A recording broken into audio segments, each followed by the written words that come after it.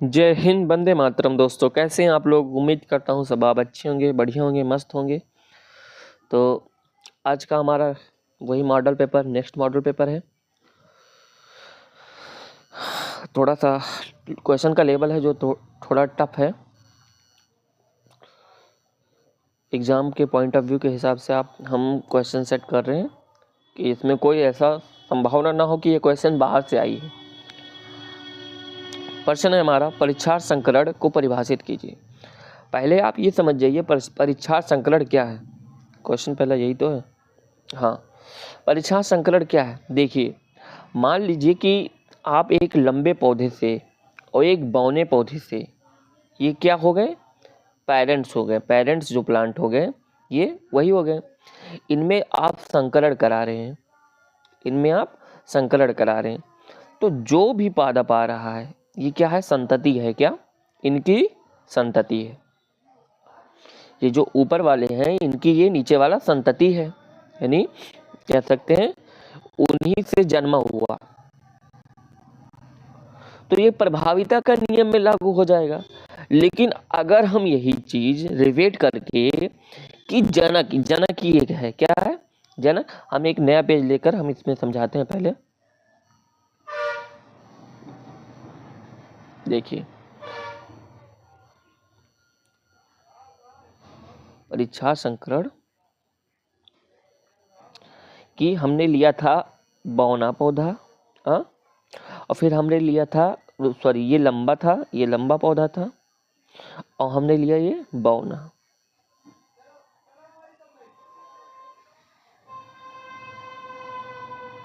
बौना हमने इसका गैमेट्स बनाया।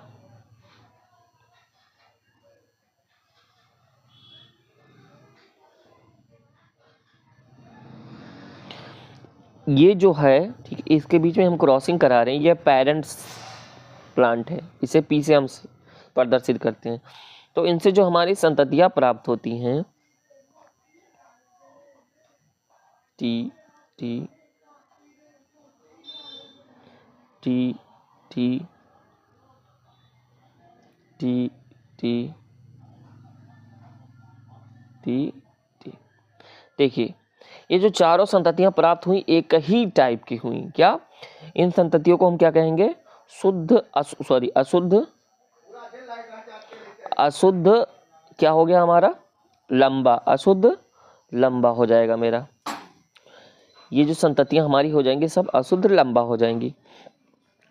अब ये तो अगर हम देखा जाए तो ये तो हमारा प्रभाविता का नियम पे लागू हो जाता है। किस नियम पे? प्रभाविता का नियम। अब इस पे हम पहले छोटा कर लेते हैं, फिर उसके बाद हम आपको बताते हैं।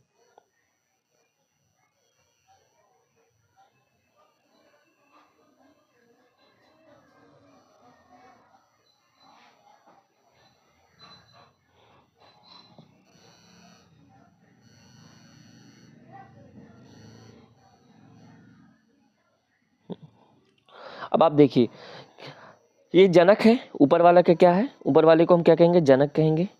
इन सबको, इन दोनों को, इसको और इसको, इसको क्या कहेंगे? जनक। जनक का प्रभावी कौन सा है? कैपिटल टी, और अप्रभावी क्या है? Small T. तो जनक का अप्रभावी, जनक का अप्रभावी लक्षण कौन सा है? Small T. यही है बौना वाला अप्रभावी। अब हम क्या करेंगे? इस पर दोबारा संकरण करा देंगे। दोबारा संकरण किस प्रकार का कराएंगे? हम ये जनक ले लेंगे, जनक का अगर अप्रभावी परीक्षा संकरण में हम जनक का ये प्रभावी है और ये अप्रभावी है, तो हम जनक का अप्रभावी वाला भाग लेंगे और प्लस इनमें संततियां कौन सी हैं? संततियां कैपिटल टी स्मॉल टी, इसका हम एक कैपिटल टी और स्मॉल टी ले लेंगे। अब देखो, इसमें एक जनक का चला आया और एक उसमें संतति का चला। अब इनके बीच में जो संकरण होगा उसे हम क्या कहेंगे? परीक्षार्थ संकरण। तो इनके बीच में संकरण जो हमारा बनेगा, small T capital T small T. इनके बीच में जो हम क्रॉसिंग कराएंगे तो कैपिटल टी स्मॉल टी, और ये क्या बनेगा? स्मॉल टी, और इनके बीच में कराएंगे तो कैपिटल टी स्मॉल टी, इनके इनके बीच में कराएंगे तो स्मॉल टी, यानी ये और ये एक प्रकार के हैं और ये एक प्रकार के हैं। यानी तो क्या कहेंगे 50-50 का जो रेशियो आया है इनका, ये हमारा परीक्षार्थ संकरण में आया। तो परीक्षार्थ संकरण में अगर देखा जाए तो 1:1 भी लिख सकते हो, 2:2 भी लिख सकते हो। 2:2 अगर हम इनका अगर लक्षण देखें एक तो 1:1 आ जाएगा। अगर हम संततियों की गिन के देखें तो 2 लोग हैं एक समान, तो 2:2। तो जहाँ 2:2 अगर ऑप्शंस आए तो वहाँ पे भी आपको देख लेना है, प्रायोरिटी देनी है। लक्षण प्रारूप, जीन प्रारूप अगर आए उसमें तो वो आपको अपने हिसाब से समझ के लगाना है कि लक्षण प्रारूप पूछा या हमारा जीन प्रारूप पूछा है। चलिए इसमें थोड़ा सा और डीपली समझ लेते हैं, उसके बाद आपको समझ में आ जाएगा। परीक्षार्थ संकरण को परिभाषित कीजिए। उत्तर, परीक्षार्थ संकरण जो प्रतीप संकरण के विपरीत, जो पहला पीढ़ी है, संकर जीवों में अप्रभावी लक्षण वाले जनक, जो स्मॉल टी अप्रभावी लक्षण वाले जो जनक, ये जनक ही तो हैं ऊपर, जनक से संकरण कराने पर जो सेकंड पीढ़ी में दोनों प्रकार के समलक्षणी जीव समान अनुपात में उत्पन्न होते 50-50, शुद्ध 50% शुद्ध 50% अशुद्ध। लास्ट में हमें क्या मिला, 50% ये शुद्ध इस टाइप का मिला, 50% इस टाइप का मिला। संकर विषम युग्मजी होते हैं, उन्हीं को संकर क्रॉस भी कह सकते हैं। फर्स्ट पीढ़ी संकर जीवों का प्रभावी लक्षण वाले जनक से संकरण परीक्षार्थ संकरण कहलाता है। अब जैसे कि यहाँ पे मैंने फूल के बारे में ले लिया, ये लाल फूल था और सफ़ेद पुष्प था। जनक में देखिए आप, जनक में जो आप देख रहे हैं ये लाल फूल है, ये लाल फूल है और ये सफ़ेद फूल। सफ़ेद को स्मॉल से, ये अप्रभावी है और ये प्रभावी है। अब हमारा एक मैंने इसमें गैमेट्स ले लिया। अब एक ले लिया, या फिर अगर आप कंफ्यूज हो रहे हो तो मैं यहाँ पे क्रॉसिंग करके दिखा देता हूँ कि आर और आर, ये और आर इन दोनों में देखो, आर आर आर आर, तब आर से आर का होगा तो कैपिटल और स्मॉल बनेगा। आर से आर इस आर का होगा कैपिटल स्मॉल बनेगा। आर से इस आर का होगा तो कैपिटल स्मॉल, फिर आर से इस आर का तो कैपिटल स्मॉल।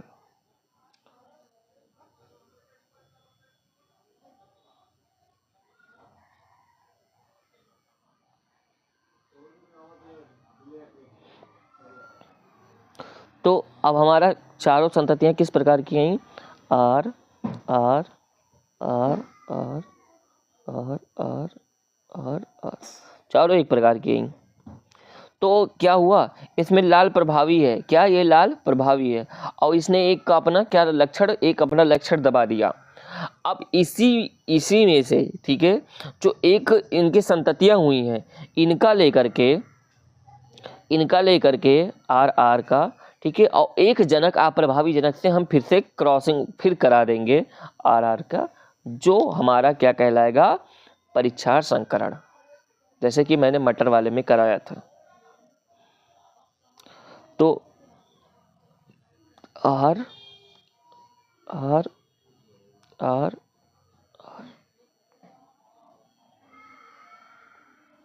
इतना इस टाइप का हमें मिलना चाहिए। हम तो दूसरे टाइप के क्रॉसिंग कर रहे हैं, यहाँ पे दूसरे टाइप का है, तो इस टाइप का अगर मिल रहा है तो हमारा सही है।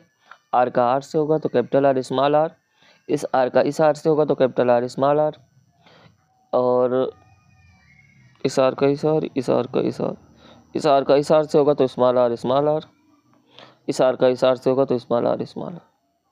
तो अब देखते हैं जो हमारी संततियां हैं, जो हमारा इसका संतति, देखो इसमें capital R small R, capital R small R, 2 capital R 2 small R, ये ठीक है। 2 स्मॉल आर दोनों स्मॉल आर हमारा ये ठीक है। तो कहने का तात्पर्य है कि आप क्रॉसिंग कर रहे हैं, ठीक तरीके से क्रॉसिंग कर रहे हैं, ठीक है, चाहे जो प्रक्रिया अपना रहे हैं, क्रॉसिंग सही होना चाहिए आपका। तो इसमें जो अनुपात आया है, देखिए 50 अनुपात इनका, 50% इनका, 50% इनका, तो इसमें कह सकते हैं 50 का रेशियो का 50। अब इसे 50 रेशियो को 50 से हम काट देंगे, ठीक है, तो 1/1 आएगा। तो कहीं कहीं पे अगर रेशियो ना लिख करके कहीं कहीं पे अगर अनुपात लिख दिया 1:1, तो आप यही समझ जाइएगा परीक्षार्थ संकरण का ही पूछा हुआ है 1:1। तो वही पूछा है कि जीव परीक्षा संकरण जो प्रतीप संकरण के विपरीत जो विपरीत होते हैं, फर्स्ट नेशन में संकर जीवों का अप्रभावी लक्षण, संकर जीव का जो अप्रभावी लक्षण होता है उसमें जो जनक होता है उसका संकरण फिर से कराया जाता है उनके संततियों से, वही क्या होता है हमारा परीक्षा संकरण कहलाता है।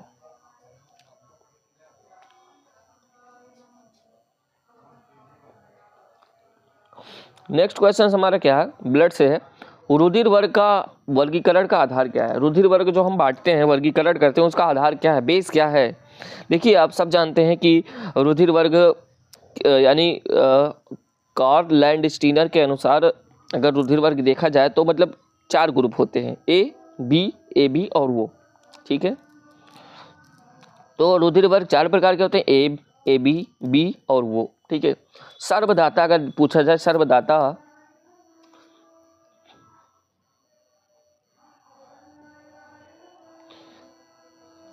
यूनिवर्सल डोनर और यूनिवर्सल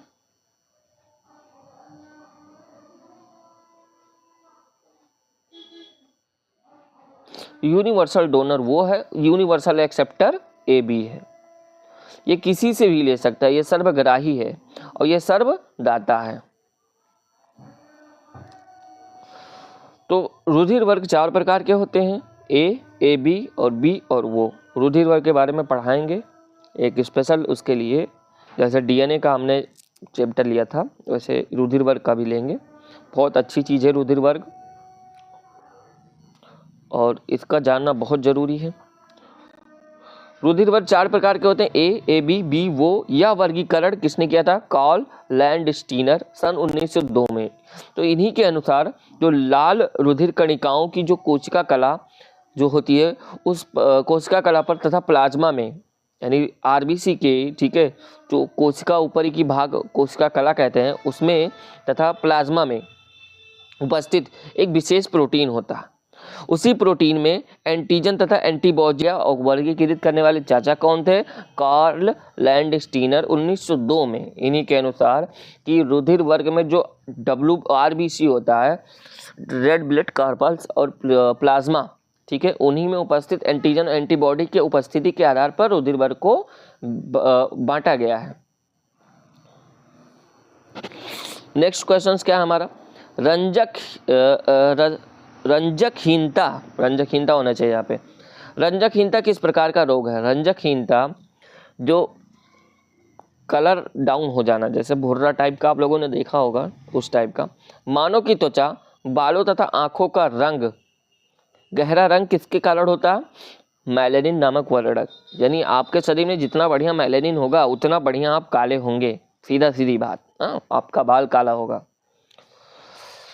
इसी की कमी जब हो जाती है, ठीक है, या फिर इसकी उपस्थिति हो जाती है तो हमारी त्वचा बहुत हल्के रंग की हो जाती है। बाल हमारा सफ़ेद हो जाता है अंग्रेजों के टाइप का। पुतलियाँ का रंग रुधिर केशिकाओं की उपस्थिति के कारण गुलाबी दिखाई देने लगता है। बारीक बारीक जो हमारी आंखों में आप देखोगे, अपनी आंखों में तो नसें देखोगे, तो नसें देखो जो केशिकाएं होती हैं वो पतली पतली कैपिलरीज, तो जब उतना डार्क नहीं रहेगा, डार्क करने वाला नहीं रहेगा तो वो लाल लाल खुद ही अपने आप झलकेंगी दूर से, तो गुलाबी गुलाबी दिखेंगी। इस अवस्था को रंजकहीनता कहा जाता है। ये अवस्था अगर आ गई तो क्या है? रंजकहीनता। एक रंजकहीन पुरुष, ठीक है, तथा एक सामान्य नारी के मध्य क्रास में उत्पन्न संतान एक प्रकार की अवस्था का निर्माण करता है। इस प्रकार की अगर रंजकहीन पुरुष है और सामान्य नारी है तो उनके बीच में जो संततियाँ उत्पन्न होंगी, ठीक है, वो क्या है? रंजकहीनता वाले ही होंगे।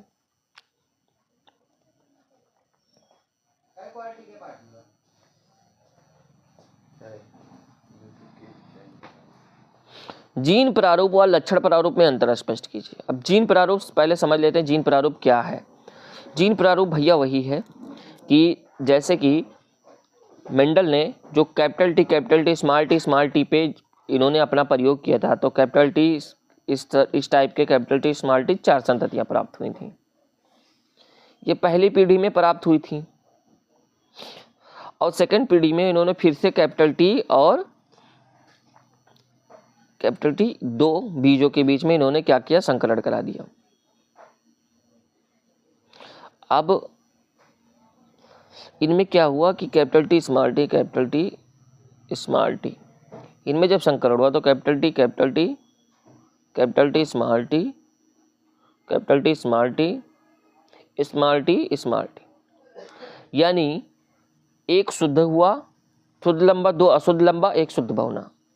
तो अगर हम पूछा जाए कि जीन प्रारूप, जीनोटाइप, जीनोटाइप,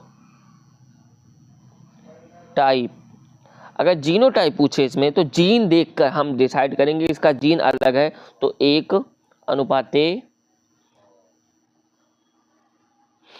ठीक है, ये जीन दो एक जीन के हैं तो 2 हो जाएगा, अनुपाते, ठीक है, 1। तो जीनोटाइप हमारा रेशियो इतना आया। फिनोटाइप अगर देखा जाए क्या, लक्षण प्रारूप, क्या लक्षण प्रारूप, अगर हम लक्षण प्रारूप देखेंगे तो देखो लंबा कितना, ये भी लंबा, ये भी लंबा, ये भी लंबा, वो हमें अशुद्ध शुद्ध से नहीं मतलब है। अगर लक्षण प्रारूप में देख रहे हैं, लक्षण कौन सा प्रदर्शित हुआ, लंबा, तीनों लंबा, तो 3:1 बहुना, ये क्या हो गया हमारा फिनोटाइप। तो हमारा इसे कहेंगे लक्षण प्रारूप और उसे कहेंगे जीन प्रारूप। तो वही चीज है उसमें कि जीनोटाइप तथा जीन प्रारूप तथा लक्षण प्रारूप में अंतर स्पष्ट करो, स्पष्ट। जीनोटाइप या जीन प्रारूपी आकार के लक्षण में जीव चाहे जैसा हो उसमें पाई जाने वाली जीनी संरचना जीन प्रारूप कहते हैं। अब जीनी संरचना कैपिटल टी था, चाहे जैसा था, लंबा था, बहुना था, मैं उससे नहीं मतलब है, जीनी संरचना समान है, सेम है, वही मुझे लेना है, उसी को जीनोटाइप कहते हैं। फिनोटाइप या समलक्षणी जीन किसी भी प्रकार की हो, यदि बाह्य रूप से समान लक्षण या उसका प्रभाव दिखाई दे रहा है तो उसे लक्षण समलक्षणी या फिनोटाइप कहते हैं, समलक्षणी। अब जैसे चाहे जैसा हो, हम उनका जीन हमें नहीं मतलब है, इसका जीन हमें नहीं मतलब है, ये बाहर से हमें क्या दिख रहा है, लंबा दिख रहा है। अब तो लंबा दिख रहा है तो हमें उससे नहीं मतलब है कि अंदर क्या है क्या नहीं है, अगर हम फिनोटाइप देख रहे हैं तो वही हमारा क्या है, फिनोटाइप है।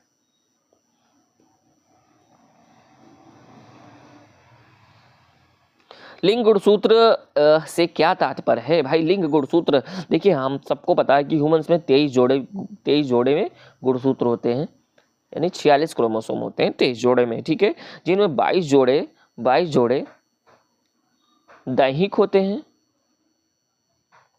और 1 जोड़ा लिंग होता है।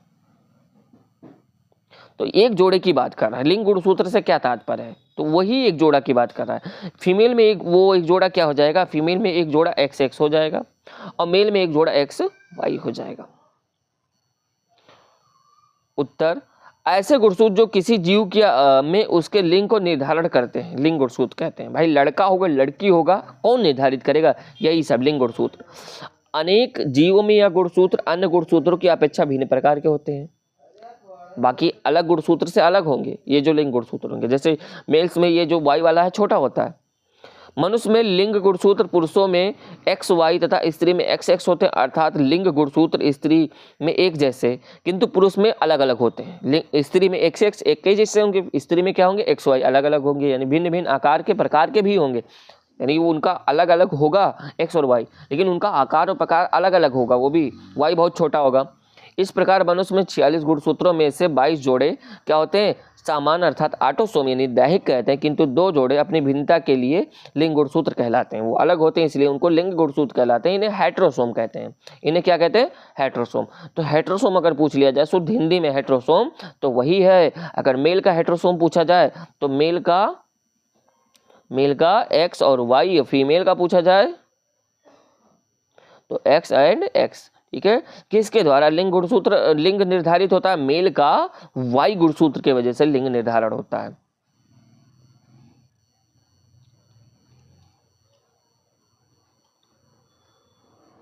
टर्नर सिंड्रोम्स क्या है, टर्नर सिंड्रोम्स ऐसा सिंड्रोम्स है, यह संलक्षण अधोगुणित के कारण होता है। मतलब अधोगुणित, यहाँ पे XX कर लेते हैं, यहाँ पे XX कर लेते हैं, नहीं हो जाओगे कंफ्यूज, अधोगुणित के कारण होता है, अर्थात लिंग गुणसूत्र जो मोनोसोमिक होते हैं, लिंग गुणसूत्र जो मोनोसोमिक होते हैं इनमें XX अवस्था होती है। जो लिंग गुणसूत्र जो फीमेल्स की है उसमें XX, इनमें गुणसूत्रों की संख्या 45 + 2, ठीक है, 45 22 जोड़ा प्लस XX, 22 जोड़ा जो होता है हमारा सही होना चाहिए, जो हमारा 22 जोड़ा होता है यानी 44 हो जाएगा, प्लस 2 हो जाएगा XX या XY, तो ये हमारा 46 हो गया। लेकिन यहाँ पे यह 45 मेंशन किया, 45 2 47 हो गया क्या। इस प्रकार शरीर क्या हो जाता है, अगर एक गुणसूत्र एक्स्ट्रा हो गया, कहने का तात्पर्य है इनमें शरीर क्या होगा, कम विकसित होगा। और जो मादा लड़की होगी वो मतलब जो शरीर कम विकसित होने के बाद जो अल्प मादा लड़की के समान होगी, जो इस शरीर इसका शरीर इस प्रकार का शरीर अल्प विकसित मादा लड़की के समान होता है। चाहे लड़का होगा चाहे लड़की होगी, सब में देखने में ऐसा लगेगा कि वो लड़की ही है। लड़की यह लड़की बोझ होती है यानी बोझ नहीं भैया, बौना टाइप का, ठीक है, टाइपिंग में इतना गड़बड़ हो जाता है। जननांग जो होते हैं अल्प विकसित होते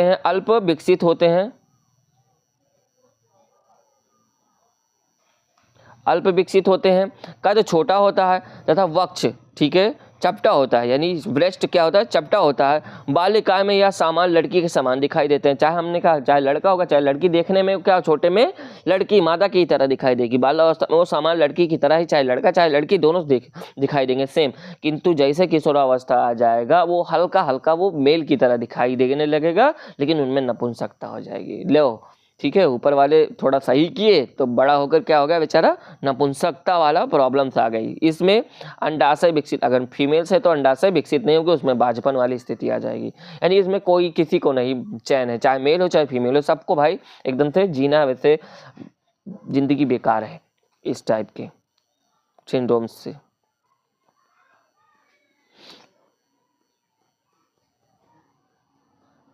डाउन सिंड्रोम्स का कारण बताइए, ये भी कुछ उससे मिलता जुलता है।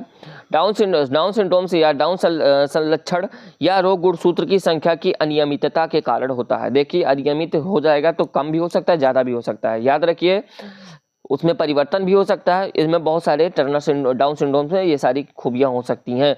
मनुष्य में कभी कभी गुणसूत्र की संख्या 46 के स्थान पर 47 गुणसूत्र हो जाते हैं, ठीक है।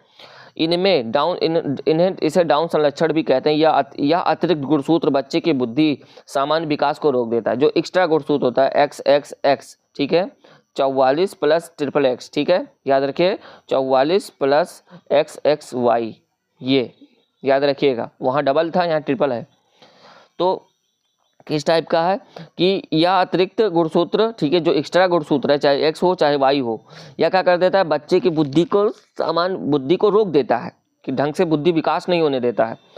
संख्या में अधिक गुणसूत्र के कारण प्रायः अंडकोशिका जो होती है के निर्माण होने में गड़बड़ी के कारण, ठीक है, हो सकता है। अंडकोशिका जब गड़बड़ी होती है तब ये सिम्टम्स पैदा होती हैं। 47 गुणसूत्रों वाली ऐसी संतति का मस्तिष्क क्या होगा, कम विकसित होगा। होंठ होंगे, गोल होंठ होंगे, हाँ, और एकदम नीचे की टाइप पसरा रहेगा, एकदम खूब बढ़िया, नीचे की ओर लटका रहता है। माथा अनावश्यक रूप से चौड़ा, खूब माथा चौड़ा, इसे मंगोलियन जड़ता भी कहते हैं, याद रखिएगा। त्वचा खुरदुरी रहेगी, तिरछी तथा पलकें वलित होंगी और मुंह हर समय खुला रहेगा, यानी एकदम अजीब टाइप का देखने में लगेगा। यह मंदबुद्धि होते हैं। इनके जननाएं से सामान्य होते हैं किंतु पुरुष नपुंसक होते हैं। इस अनुवांशिक रोग को मंगोलिक यानी मंगोलियन जड़ता, मंगोलिक बेवकूफ़ी या मंगोलियन जड़ता भी कहते हैं। मंगोलिक बेवकूफ़ी को या मंगोलियन जड़ता भी को। तो अगर पूछ ले अगर कि मंगोलियन जड़ता कौन से सिंड्रोम्स में होता है, तो भैया क्या बताओगे, डाउन सिंड्रोम्स में होता है। क्लानेफिल्टर सिंड्रोम्स यानी संलक्षण, क्लानेफिल्टर संलक्षण, ठीक है, या अनुवांशिक विकार लिंग गुणसूत्रों में। अब लिंग गुणसूत्र बता दिया, इसमें अधिगुणता के कारण होता है। तीनों सिंड्रोम्स कहीं ना कहीं एक दूसरे से मिलते जुलते हैं, बस आपको ऊपर का उतना नहीं याद रखना है, नीचे उनके जो सिम्टम्स होते हैं वो चीज़ आपको याद रखना है, क्योंकि आप एक याद कर लेंगे तो आपका तीनों याद हो जाएगा। डाउन, टर्नर और क्लाइनफिल्टर, अर्थात इसमें लिंग गुणसूत्रों की ट्राइसोमी पाई जाती है। तथा कुल गुणसूत्रों की संख्या 47, इसमें भी 47 होंगे। इस प्रकार के विकार में जो मेल होगा उसका जो टेस्टिस होगा कम विकसित रह जाता है। स्त्री तथा स्त्रियों के समान स्तन विकसित हो जाते हैं मेल में। अब देखो टेस्टिस कम विकसित हो गया और उसका ब्रेस्ट स्तन, ठीक है, स्त्री के समान हो विकसित हो गया। इनके शरीर पर बालों की कमी होती है, यानी टोटली ये फीमेल बनाने चाह रहा है, ठीक है। यद्यपि वाई गुणसूत्र की उपस्थिति के कारण ये पुरुष होते हैं। अब भाई अगर वाई ना होता तो एकदम टोटली ये तो मादा बन जाता, लेकिन वाई है तो ये थोड़ा सा पुरुष लग रहा है। किंतु XXX गुणसूत्रों की उपस्थिति इनमें स्त्री जैसे लक्षण भी उत्पन्न कर देती है। XX मान लीजिए कि XXX, ठीक है, और वाई, तो एक इसके कारण तो ये दिखेगा क्या, नर दिखेगा, लेकिन ये गुणसूत्र के कारण इसमें स्त्री जैसे लक्षण प्रदर्शित होते हैं। ये नपुंसक होते हैं भैया। जब बिरसड़ क्या होगा, बिरसड़ कम विकसित होगा तो नपुंसक। भाई स्पर्म हमारा वही बनाता है, स्पर्म हमारा वही बनाता है, जब वो कब विकसित होगा तो ढंग से बनाना है। अतः इन्हें गाइनेकोमैस्टिया कहते हैं, गाइनेकोमैस्टिया, स्त्री से संबंधित। वाई संलग्न लक्षण के वाई पे अगर कोई रोग हो रहा है वाई गुणसूत्र पे तो वाई संलग्न है। एक्स संलग्न, अगर एक्स गुणसूत्र पे कोई रोग हो रहा है तो एक्स संलग्न, याद रखिए। लिंग गुणसूत्र पे बात कर रहा हूँ। वाई संलग्न लक्षण इनके जीन्स वाई गुणसूत्र पर होते हैं। जो भी लक्षण होगा, अच्छा बुरा जो भी होगा, सब वाई गुणसूत्र पे होगा। इस प्रकार सहयोगी एक्स गुणसूत्र पर इनके एलील्स नहीं पाए जाते हैं, ठीक है। तो मान लीजिए एक्स एक्स है, ठीक है, और एक्स वाई है, तो वाई पे अगर कोई दिक्कत है तो इसके सहयोगी पे इसके एलील नहीं पाए जाएंगे। तो इनसे जो संततियां होंगी तो इनके संततियों में अगर लड़की है तो लड़की को कुछ नहीं होगा, लेकिन लड़का है तो लड़के को वो रोग हो सकता है, क्योंकि वाई गुणसूत्र है तो लड़के में ही वो ट्रांसफर होगा वाई गुणसूत्र। पिता से केवल पुत्रों तक ही जाते हैं, पुत्री तक नहीं जाएगा। पुत्री में वाई गुणसूत्र जाता ही नहीं है तो कहाँ से जाएगा। तो इसलिए अगर वाई संलग्न है तो भैया इसमें पिता से पुत्र ही उसमें निपटेगा। इन्हें होलैंडिक लिंग संलग्न गुण कहते हैं। अतः इनकी वंशागति को होलैंडिक वंशागति कहा जाता है। जैसे कड़पल्लों पर, अब कड़पल्लों पर जो बाल आ जाते हैं, कान पे बहुत से देखा हो कान पे बाल आना, ये सारी चीजें तो ये सब वाई गुणसूत्र पर है। अब चाहे विकार हो चाहे अच्छी चीज हो, दोनों सारी चीजें होंगी सेम टू सेम, याद रखिएगा। अगर रोग है तब भी वो वाई गुणसूत्र है तो पिता से मतलब पुत्र में आएगा। अगर कोई अच्छी चीज है, जैसे ये बाल है, चलो ठीक है, ये औसेसी टाइप का है, अब तो कम हो गया, तो ये क्या हो गया, ये भी वाई संलग्न है, वाई संलग्न लक्षण है, चाहे अच्छा है चाहे बुरा है, ये पिता से पुत्र में ही आएगा। तो वाई वाला है तो याद रखिएगा पिता से पुत्र में ही आएगा और पुत्री में नहीं आएगा। कड़पल्लों पर बालों की उपस्थिति तथा हाइपर त्रिकोसिस कहा जाता है, इसे हाइपर त्रिकोसिस कहा जाता है। न्यूक्लियोसाइड और न्यूक्लियोसाइड तथा न्यूक्लियोटाइड में अंतर। ओह माय गॉड, ये चीज आप बहुत ये इंटर हाई स्कूल वाले दोनों याद रखिएगा, बहुत मोस्ट इंपॉर्टेंट टॉपिक है। न्यूक्लियोसाइड पेंटोस शर्करा में राइबो डीऑक्सीराइबो दोनों आ जाएंगे तथा नाइट्रोजनी क्षार के मिलने से बनता है। ये नाइट्रोजनी क्षार प्यूरिन या पिरिमिडीन के रूप में रहता है, जबकि न्यूक्लियोटाइड बनने में फास्फोरिक अम्ल एवं न्यूक्लियोसाइड का संगठन होता है, जो फास्फोडाइएस्टर बंधन द्वारा जुड़े होते हैं। अब यहाँ पे हम समझते हैं कि nucleoside, what do you mean by nucleoside, what do you mean by nucleotide. तो न्यूक्लियोसाइड में आप देख रहे हैं लाल मेरे कि पहले मैं क्वेश्चन देखो, न्यूक्लियोसाइड है, हम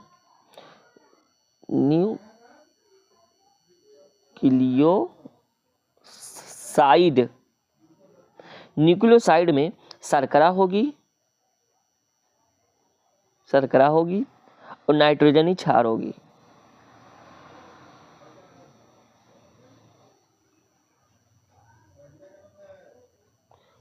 नाइट्रोजनी क्षार। अब शर्करा उस पर डिपेंड करता है कि अगर डीएनए है तो डीऑक्सीराइबोस शर्करा और आरएनए है तो राइबोस शर्करा। तो हम शर्करा में सिर्फ लिख देते हैं पेंटोस शर्करा।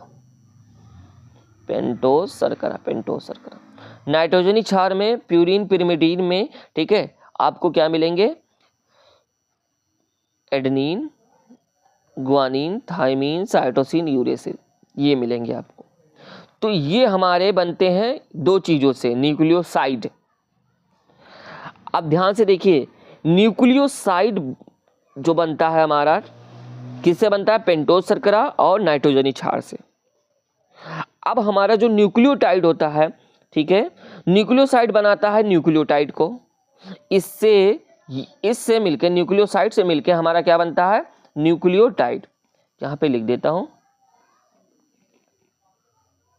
न्यूक्लियोसाइड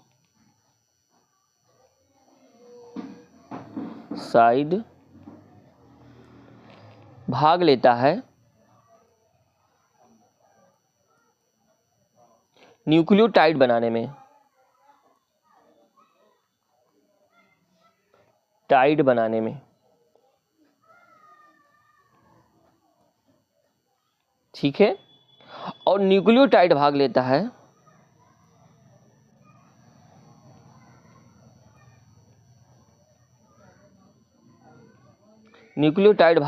है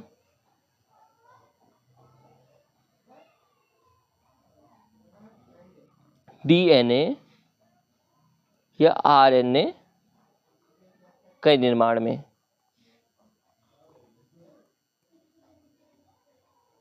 देखिए, डीएनए और आरएनए जो हमारा फेरा बना होता है न्यूक्लियोटाइड का ही बना होता है। तो न्यूक्लियोटाइड न्यूक्लियोटाइड किस में भाग लेता है? डीएनए आरएनए बनाने में। और इस न्यूक्लियोटाइड को बनाने में इस न्यूक्लियोटाइड को बनाने में कौन भाग लेता है? याद रखिए, डीएनए आरएनए को बनाने में कौन भाग लेगा? हमारा न्यूक्लियोटाइड।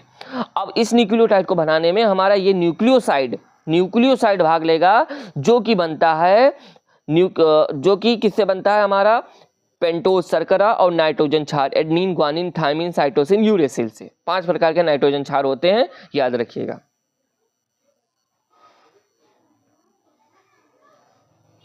अगर आपको समझ में नहीं आया तो एक बार वीडियो फिर से रिपीट करके देख लीजिए, ये वीडियो बड़ा इंपॉर्टेंट है, ये क्वेश्चन बहुत इंपॉर्टेंट है।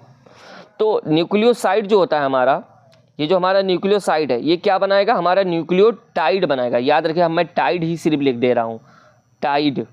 न्यूक्लियोटाइड कौन बनाएगा? न्यूक्लियोसाइड मिलकर के बनाएंगे। और न्यूक्लियोटाइड मिलकर के क्या बनाएगा? डीएनए और आरएनए का निर्माण में मतलब सहायक। तो इसमें क्या रहेगा? इसमें टाइड में रहेगा फास्फेट बॉन्ड रहता है, ठीक है, और न्यूक्लियोसाइड का संघनन रहता है। न्यूक्लियोसाइड भी रहेगा और फास्फेट बॉन्ड भी रहेगा। तो याद रखिएगा कि न्यूक्लियोसाइड में पेंटोज शर्कराएं और नाइट्रोजन क्षार होते हैं। अब बात करते हैं न्यूक्लियोटाइड में क्या रहते हैं। न्यूक्लियोटाइड में रहता है हमारा न्यूक्लियोटाइड में, ठीक है, वही शुगर रहेगा, शुगर। अब शुगर उसी के हिसाब से रहेगा, क्या क्या रहेगा, कौन कौन, मतलब डीऑक्सीराइबोज रहेगा या राइबोज रहेगा, जैसे हमारा बनना है, प्लस नाइट्रोजन क्षार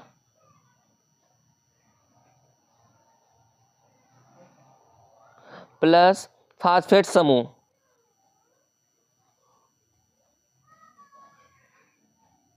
ये तीनों मिलकर हमारा क्या बनाएगा? न्यूक्लियोटाइड। और न्यूक्लियोटाइड मिलकर क्या बनाएगा? डीएनए और आरएनए। ये चीज याद रखिएगा। तो न्यूक्लियोसाइड जो हमारा है 2 चीज से मिलकर बना है। साइड याद रखिएगा, साइड जो है हमारा 2 चीजों से मिलकर बना है, एक नाइट्रोजन क्षार और दूसरा शुगर। शुगर में डीऑक्सीराइबोज शुगर भी हो सकता है, राइबोज शुगर भी हो सकता है। कौन सा न्यूक्लियोसाइड बनना है हमें, ये डिपेंड करेगा, आरएनए का या डीएनए का। और न्यूक्लियोटाइड हमारा शुगर का, नाइट्रोजन क्षार का, और उसमें एक चीज और जुड़ जाता है, क्या? फास्फेट समूह जुड़ जाता है। इसके वजह से बनता है न्यूक्लियोसाइड मिलकर के न्यूक्लियोटाइड बनाते हैं इसको, ठीक है, न्यूक्लियोसाइड मिलकर के न्यूक्लियोटाइड को बनाते हैं और न्यूक्लियोटाइड मिलकर के डीएनए आरएनए बनाते हैं। इतना काफी है समझने के लिए। अब क्वेश्चंस नहीं है तो उम्मीद करता हूँ आपको समझ में आएगा। तब तक के लिए आप लोगों के लिए कुछ क्वेश्चन देना चाहते हैं। चलो ठीक है, नेक्स्ट वीडियो में अगर समय मिलेगा तो देंगे। समय भी हो गया, 37 मिनट पहुँच गया। तो चलिए चलते हैं, मिलेंगे नेक्स्ट वीडियो में। कोई भी प्रॉब्लम्स होगी कमेंट बॉक्स में कमेंट कीजिएगा। तब तक के लिए टाटा, बाय बाय, जय हिंद, वंदे मातरम, सी यू, फिर मिलेंगे।